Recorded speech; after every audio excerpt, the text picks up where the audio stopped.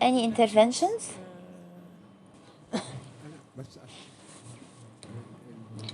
The group here are technical economic group. They are great. It's as if you have a very famous poet like Nizar Kabani in an economy session. It's so you are much more expert, more of an expert than myself. What I want to say in a nutshell, what I think is lacking in our country is the imagination. I was astonished. There's no trade activity, a big trade activity between us and America. So what do we have to do with Trump, or what do we have to do with America? What is bothering us now? We are completely outside this and trying to perform as if Trump had made a big problem for us. But we have tools in our hands that we're not addressing. For example, the Suez Canal has decreased by $7 billion. This is something out of our hands. We shouldn't even discuss it because we couldn't do anything about it. It's no, please, English or Arabic? I'll talk in Arabic. The other thing is, at the same time, during this year, the exports, the Egyptian agricultural exports that are manufactured and non-manufactured are $10 billion, which exceeded the Suez Canal. $10 billion this year. And Egypt was an agricultural country exporting of cotton. Now we are exporting many other things. The agricultural map in Egypt has a full change. Before, the acre used to generate 5,000 or 10,000 from cotton in order to make money for the children. Now the acre of the agriculture, here we have it, from 150 to 250,000 a year with the dollars. In the dollars. So, and we have an agricultural land existing, and the idea that we want to cultivate wheat for self-sufficiency. We are in the country of wheat. We are exporting to Marks and Spencer, Sainsbury, and all Europe. And the agricultural export is an art, and it has windows that are very important. If we studied this, we will do very good work. This is something. There's a very important point also, like Trump. What do we have to do with Trump? Now, for example, we have the water. What we care about is something that is not in our hands, the Renaissance Dam. So we are the only country since 8,000 years that are using irrigation by submerged irrigation. I'm talking about the keys that have imagination, not economy. If I provided 70 or 80% of the water when I make irrigation by submerged, and I have developed the irrigation method, I can duplicate the agricultural land, and we should be the biggest agricultural exporter to Europe and other countries. I'm talking about what we have to do in our hands. We are talking now about the Renaissance Dam, and we are talking about Trump. These are the reforms that we are talking about that should take place. Mr. Omar Mahanna, please take the floor. Mr. Omar Mahanna. Thank you very much, Ms. Abla. I agree with everything that you have said.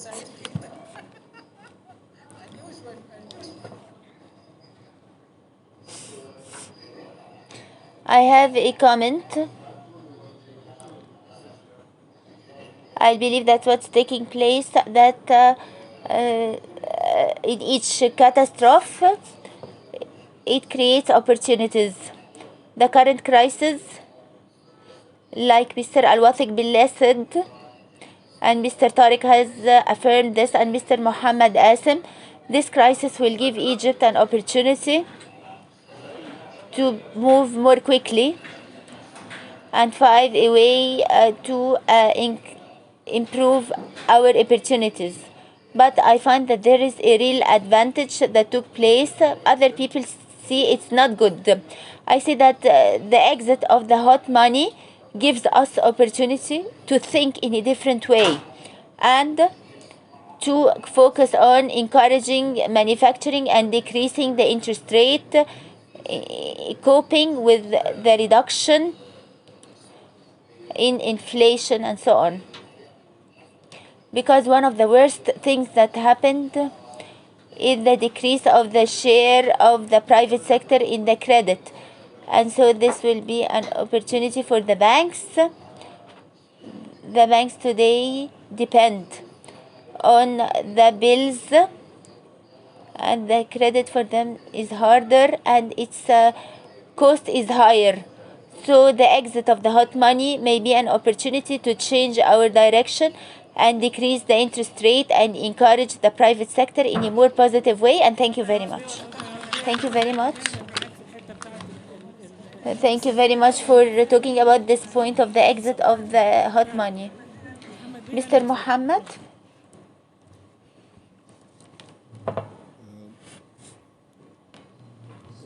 The presentation is very good, but there is a part that is complementary to this presentation and it's important. The indirect impact. You have talked about the direct impact and our direct relationship with the US and so on. But what happens in the US and its impact on the world, and this is indirect, it's found in the table fluid. It's a big topic and we couldn't forecast it, but we should be aware with this.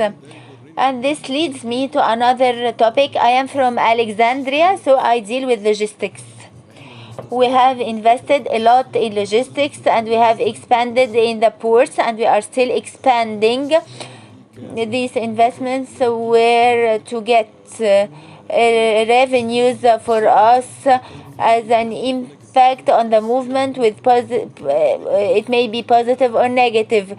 It may be negative because a decrease in the world trade if there is a recession, but the change in the tracks of the world trade, this may be an opportunity for us because there will be new routes and supply chain that will be changed, and we need to study this and see how to benefit from it. And thank you very much. Thank you very much. Please take the floor, sir.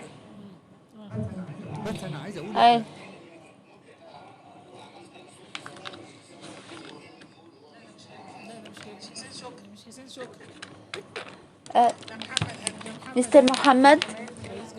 Muhammad, the head of the Alexandria Business Association. While we were talking about the opportunities, I can see today that the Kuwait Committee at the Ministry of Industry will meet next week to talk about the share of Egypt increase.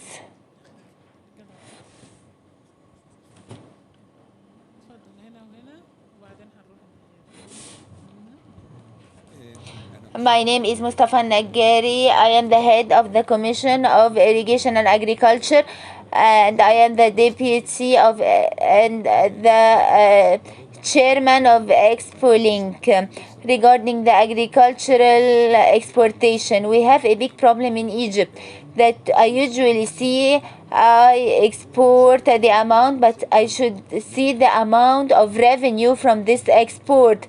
So the Minister of Agriculture says, for example, we have exported 8.4% perishable, but how much revenue did I get? Give me, for example, 4.3%.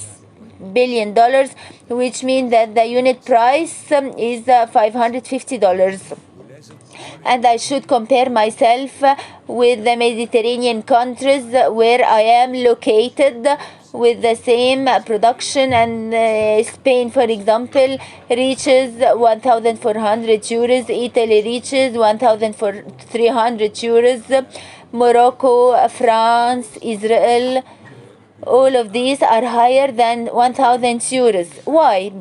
Because more than 60% or 70% of the fresh exports are orange, potato, and onion. These are the three are a certain caliber of cheap products. I should work on increasing my exports or to benefit more from my energy and my water and my land and so on, so that I can make remapping for the agricultural exports and have higher value fresh products. And thank you very much. Dr. Yumna, Dr. Yumna, Dr. Yumna Al-Shariji, exporter. I think there is a double opportunity. I hear that there are spinning and weaving factories not working, and despite the fact that we have a potential to increase the exports immediately with the partners in Europe, they are thinking to export from here. The people think that we have a better opportunity than other countries. So they think that this 10% is an opportunity. So, like you said, Mrs. Abla, we should concentrate on our problems and how to make use of this opportunity. Some other people said in other countries, let us see the BRICS. We have a very big potential to exploit our energies, and this is a very big opportunity that we have to make use of. Thank you very much. Dr. Mona? I will say very quick points, Dr. Abla. I think that the time is very important. We couldn't identify what is the potential. Our slow movement will not allow us to reach the benefit that is required. We need to move as soon as possible. So the businessmen should make use of this opportunity and move quickly. I usually talk about exports. I should take into consideration that this will make a change in the trade movement. Maybe there will be a lot of import. We should see how we will protect, how to encourage the investor. He should come with a fair competition with the people in the local market. We should take this into consideration. Thank you very much.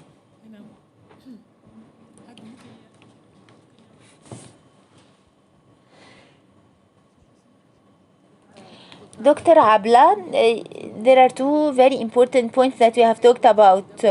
You said then when that the U.S. may see that the capital is not Egyptian, and this is what happened in Agua. What happened in Africa? Africa, there were 13 countries. The exports decreased. The 13 countries, they were exporting 66 billion. Now it's 9 billion because the US said no. They started to have factories. China started to have factories in Ethiopia and Africa. The US said there should be local capital. This is number one. Number two, I agree with Engineer Tariq. In order to make industrialization and get investment in Egypt, we have many factories that are almost stopping. So the drawback system is important. We have some countries in Africa like Lesotho. They have imposed tariffs on textiles, for example. If in the factories we improve the drawback, it will be more quicker than making other factories and the investors come again. So I think we should think about this drawback. Thank you very much. Mr. Khaled?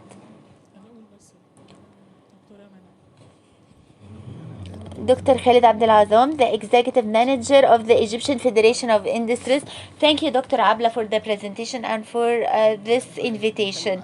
When we talk about the international organization in light of the the single and the different procedures, the stance of the world from the World Trade Organization, we are very committed, and we usually say when we ask for any protectionism that this is against the WTO. Will we continue to do that, or we need some global alliances to regain the respect of these organizations? We were talking about the Trump first term, and also we were talking about the idea of trying to regain the respect of the WTO. Now our stance regarding the alliances that we have entered before the resolutions of Trump, and we don't have see any impact on the Egyptian economy until now. One thing could destroy all the multilateral system.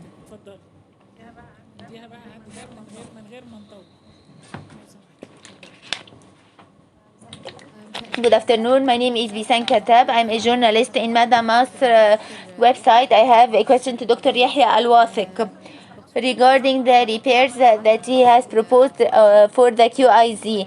I have a question regarding the reform that has to do with the reducing the Israeli component. This is proposed for argument or negotiation or open for discussion for many years. But we don't know what we have reached, whether the negotiation is going or it has been closed, and whether the time is suitable now to open it or no. I think the other question regarding the very important information that Dr. Yahya has referred to, that has to do with the non-trade barriers that the U.S. is objecting to in Egypt, and this is the reason for the 10%. What are the most important non-trade barriers that Egypt could negotiate to remove or mitigate, and its risks? For sure it's here because of some reasons, maybe so I just need to answer these two questions. Thank you very much. Dr. Sami, please. Dr. Samir, the former Minister of Finance. I think that the analysis of the situation is very good with all the comments. I want to talk about one point: how to respond to the external shocks that are repeated, because these shocks are now the character of the period after the Second World War until now. We have faced Corona, COVID-19, Ukraine war, Gaza, and so on. This big shock. And I see most of the analysis focused on how to make use of this opportunity.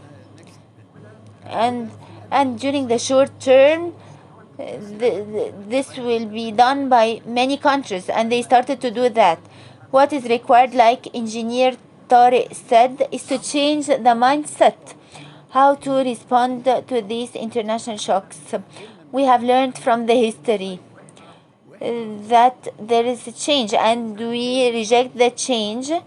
We pay the services for the private sector and the bureaucracy and so on. All of us know that. But the mindset is against change. And the bombshell, like what Trump did, requires a change. Because the psychiatrists say if you have a bully, for example, there should be another bully to fight him. But we couldn't do that. We will leave this to others. From where to get the other bully? What we could do is, what is the trade strategy? We need to reform. What is our industrial strategy? Is it there or not? I think the time has come now. We need to change the way the public policy is done in this country, or we'll be at the receiving end and the effect will be worse. Thank you very much. The last two questions.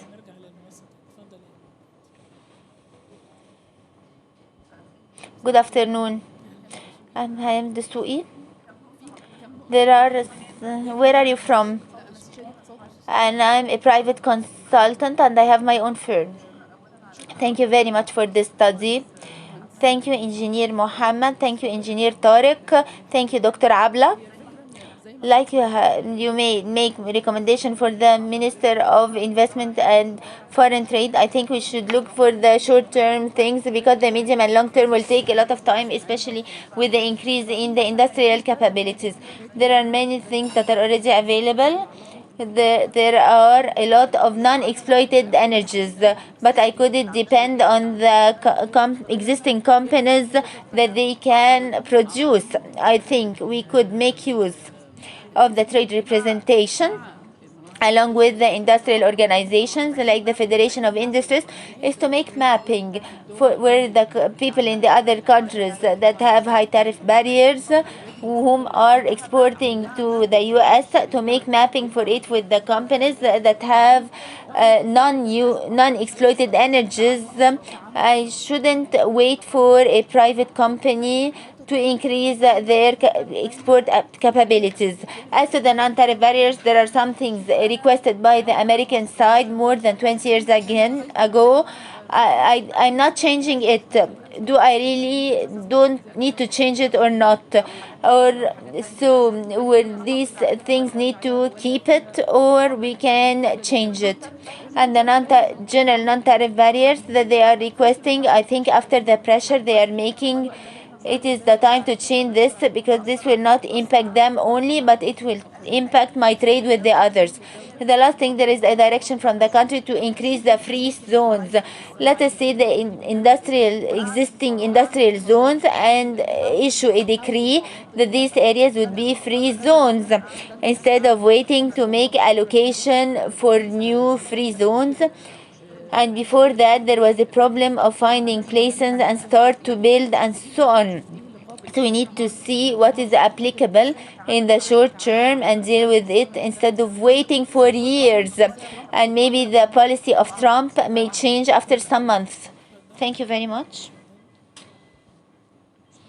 Your name? Ahmad Utb, technical analyst at the stock exchange market. I would like to comment on the point of Engineer Tori about the hot money. The policy of Trump will increase the inflation in the U.S., which may increase the interest rate, and so the exit of the hot money from Egypt. We have a time bomb. If this money came out of Egypt, it will make a very big problem. Are we ready for this shock? And if this happened, what are the consequences that may happen? Will the black market of the dollar return again or what? Thank you very much. We will return back to the platform. I will say one word about the black market, and regarding the price of the dollar, it's just a window for the situation of the economy. And so the problem is not the dollar, but it's institutional reform that we don't know and do, and procedures that we don't make. Let us return back to the platform. Let's start by Mr. Yahya, because you have many questions that were posed to you. Please take the floor, Mr. Yahya. Where are you, Mr. Yahya?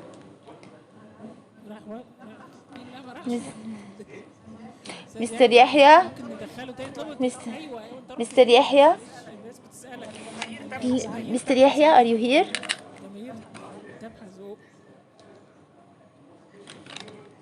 Regarding the 2 points that were talked about, the administration of Trump, what announced is that they want to reform the problem of the American trade balance.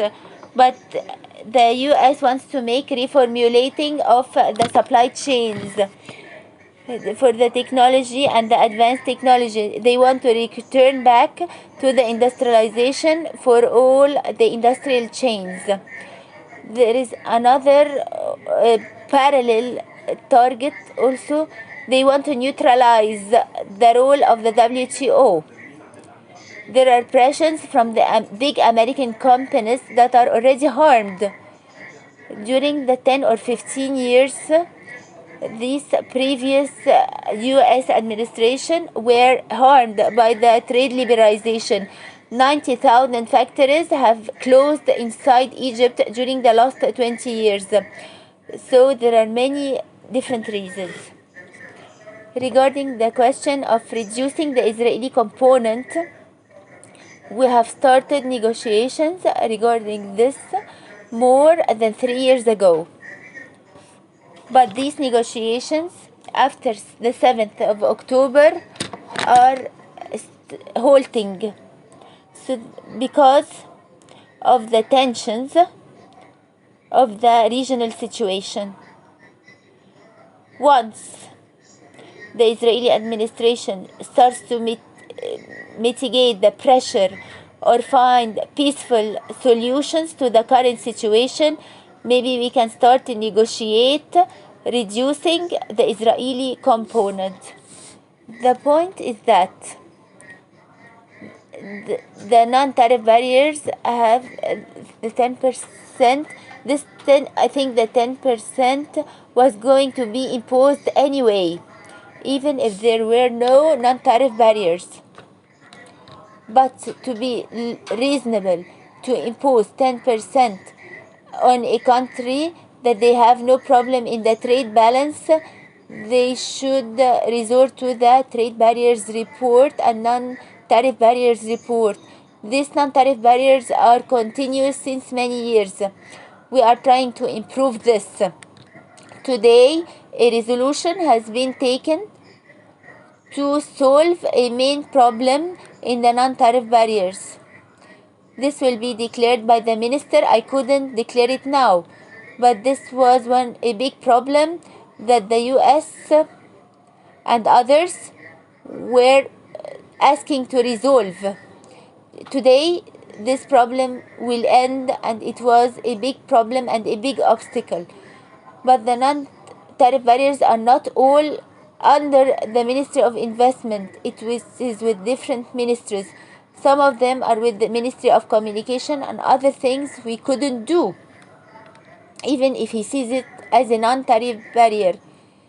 It's not easy to grant this in some things in the services, because it has to do with the national security.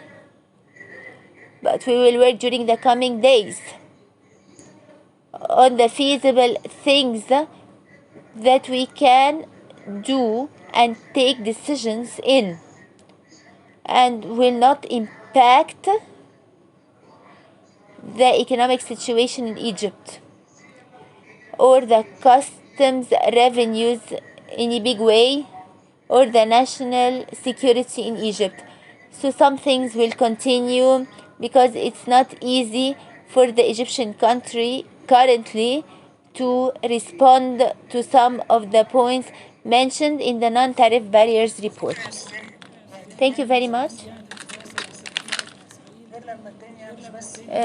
So we couldn't negotiate with Israel unless everything goes well, even if it's already difficult. And so, okay, I have some points. Dr. Mona, you have talked about a very important point, which is the overflow of exports and realignment, because the demand side in China is little. So they have excess production capacity, and they are going through increasing production for exporting. So this Egypt could be a destination. Now you have a paradox: increase the barriers or decrease the barriers. This is a very important point. There is a big flight from China in the electronics. and it is resettling in countries like Malaysia, Indonesia, Vietnam, and India. Malaysia is exporting with $135 billion of electronics.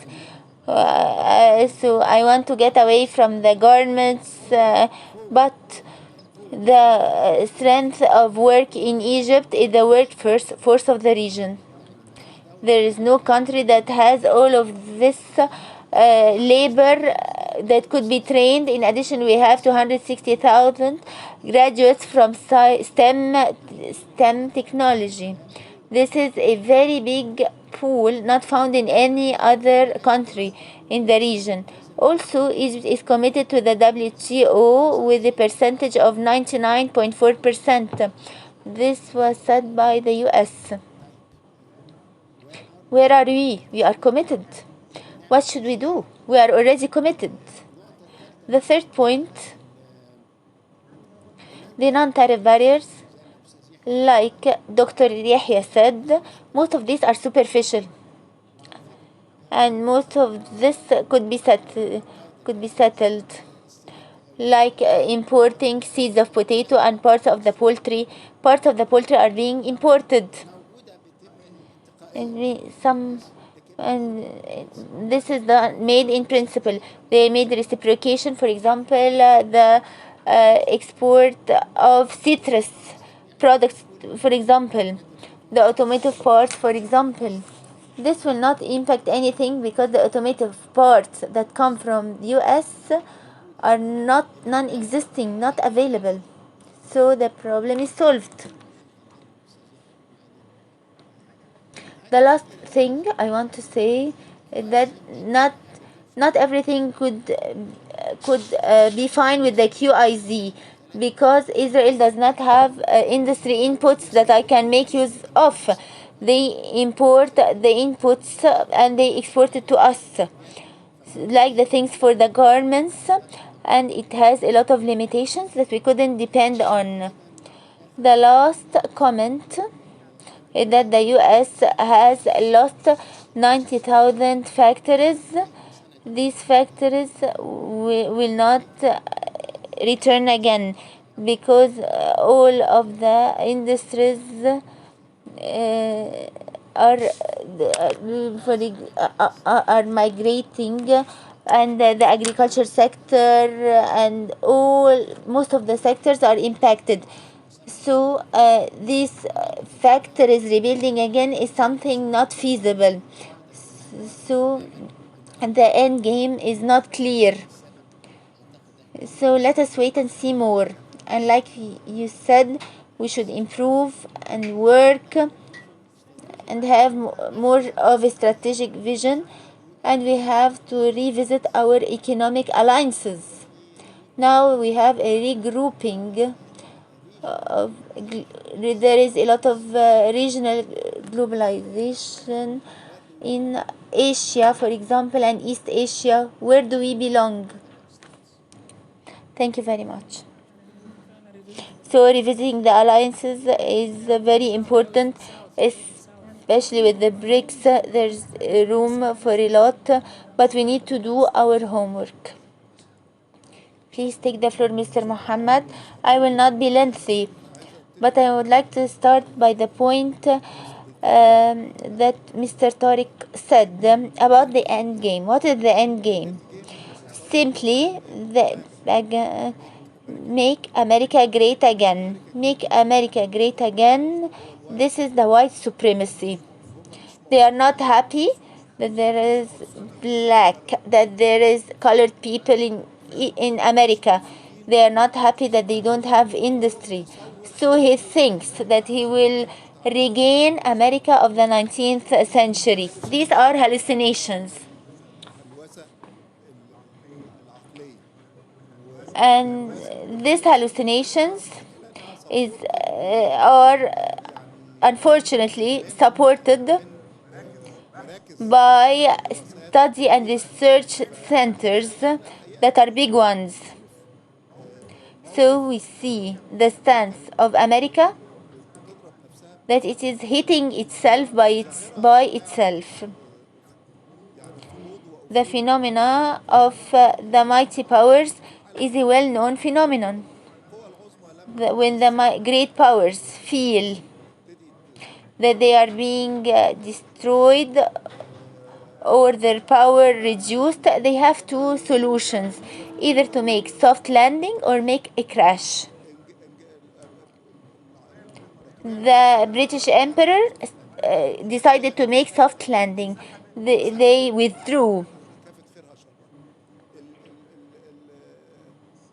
China has an opportunity to prove its existence.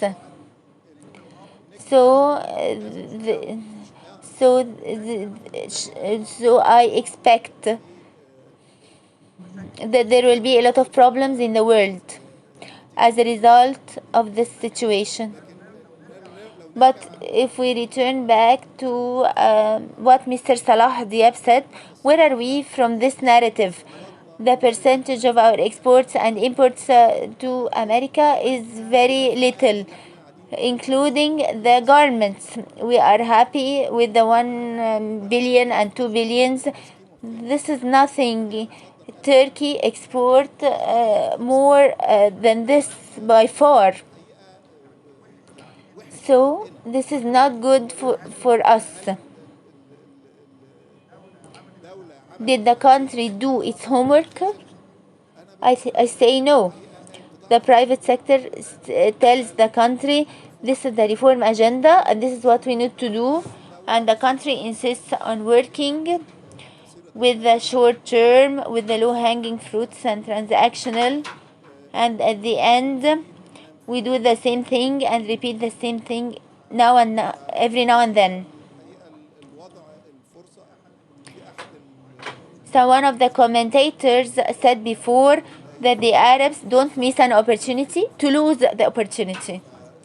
I don't know who said that, because this is very embarrassing. Thank you very much, Dr. Abla, and thanks for the center for this interesting topic, and see you soon. Thank you very much for this brainstorming, and thank you for coming here. And so sorry for any delay and for the confusion at the beginning. I would like to thank the family of the center, the researchers, and the administration. Thank you very much for all your efforts. This is very important. 5th of May, from 10 to 12, we will have another session on Trump and his policies. We will have very big experts in the trade and the financial market. Mark your calendars and we'll send you the invitation. Thank you very much.